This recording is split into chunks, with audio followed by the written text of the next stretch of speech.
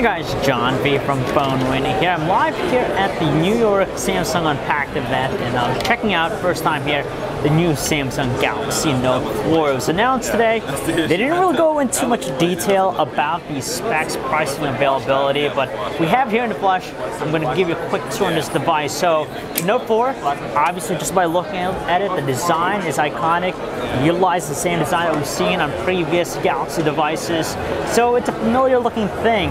The only thing different and new here this time around is that they kind of swapped out the perforated back rear cover. Instead, it's a simple, like, soft touch, almost like that same leathery material that we're familiar with the Note series, but there's no perforations whatsoever. And from the looks of it, it's available in 3 colors. We see white, we have black, and this one looks like some sort of gold or champagne color from the looks of it.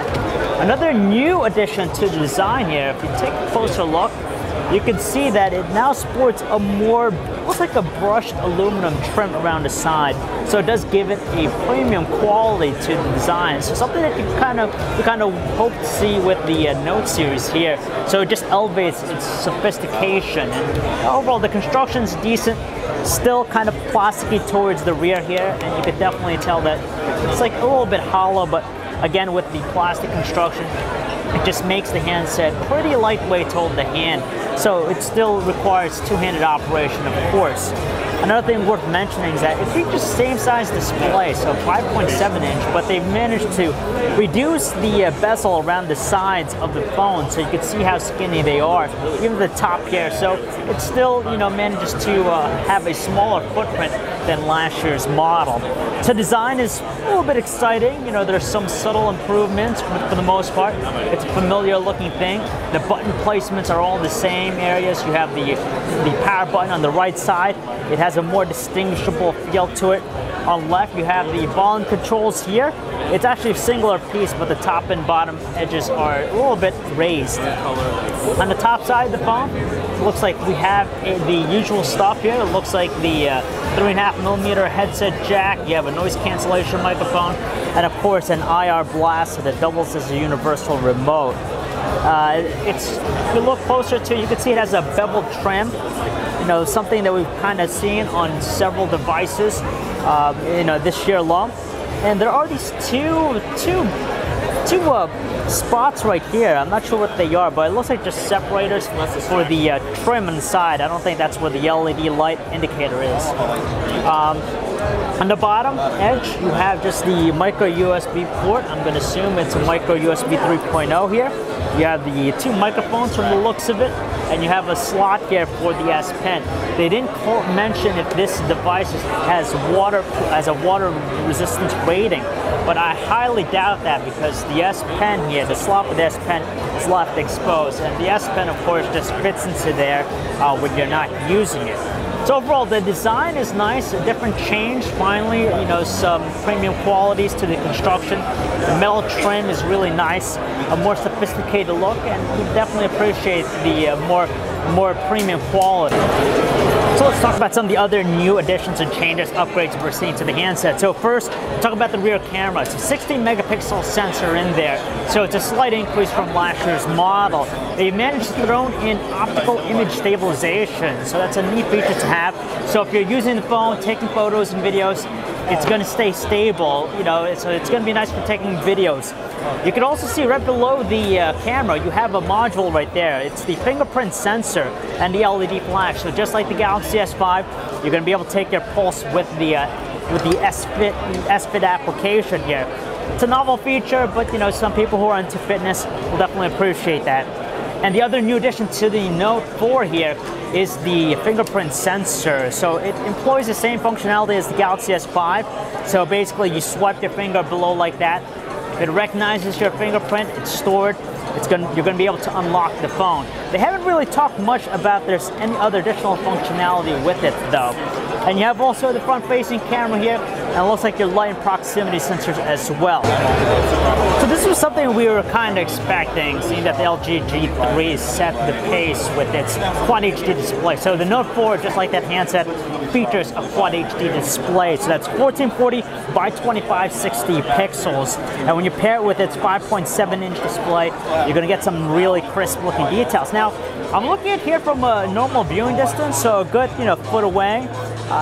It's totally, totally tough to tell how much better it is than, let's say, the 1080p displays of other devices here. But when we look at it very close, especially when we watch this one video here, we do know that the Quad HD resolution really helps in giving it a lot of sharpness and clarity. It's pretty stunning, and when we look at it closely, it's really tough to see any pixelation or any pixels with it.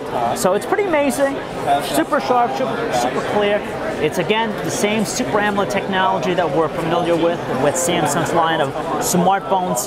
So what we get here is that oversaturated color production. It has that showroom wow factor, and typical of Super AMOLED, it has fantastic viewing angles. So there's minimal distortion with it. And as you've seen already with Galaxy S5, they've improved the brightness output with the display panel, so it pretty much rivals the results you tend to see with LCD.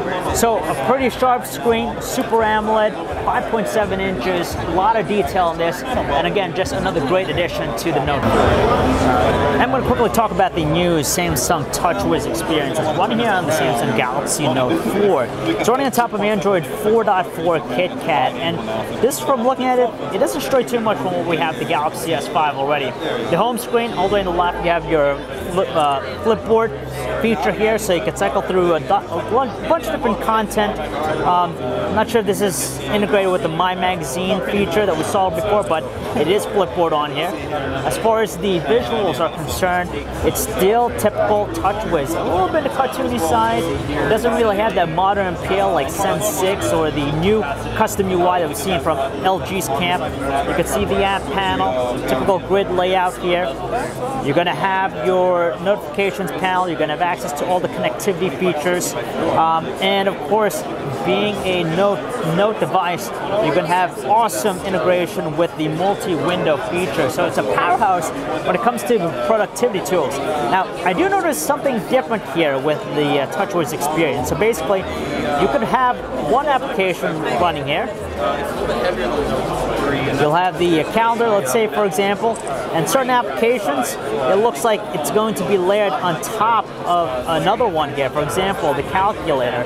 If I get back to the window here, let's see if we could change it up, mix it up, see what happens. So we have a preview here for the camera, while we have the calendar in the background, and on top of that, we also have something else here. Let's see what this is. Here's the calculator. So a little bit more of an enhanced multitasking experience. It just looks like we're going to have more options available to us. Let's see what else we could put on here. Let's say music. Looks like we could do top and bottom. So there you go. You can see how much more enhanced the multitasking experience is. As for some of the other specs to the Galaxy Note 4, now depending on the region, the type of model, it's going to be available in two different options. So you have one that's going to be powered by a 2.1 GHz quad-core processor, most likely from Qualcomm's camp. It really didn't specify it here at the event. And on top of that, as an alternative, they'll have the 1.9 GHz octa-core processor, and it's going to be coupled with, I believe, 3 GB of RAM, and of course you're going to have 32 GB of internal storage with expandability thanks to the micro SD card slot. As for the battery, it looks like it's going to be removable. It's a 3200 milliamp hour one from what we're told. Actually, yeah, you have the slot, you have the notch right here, so you can remove the battery cover to gain access to it. And I'm pretty sure that you'll find the SIM slot and also the micro SD card slot right back there. So no word yet on an exact availability, but hopefully soon. Release date, of course, is also up in the air right now, but that's a quick look at the new Samsung Galaxy Note 4. If you guys want to learn more about it, you can check out our website, PhoneArena.com. It's John B. Thanks for watching.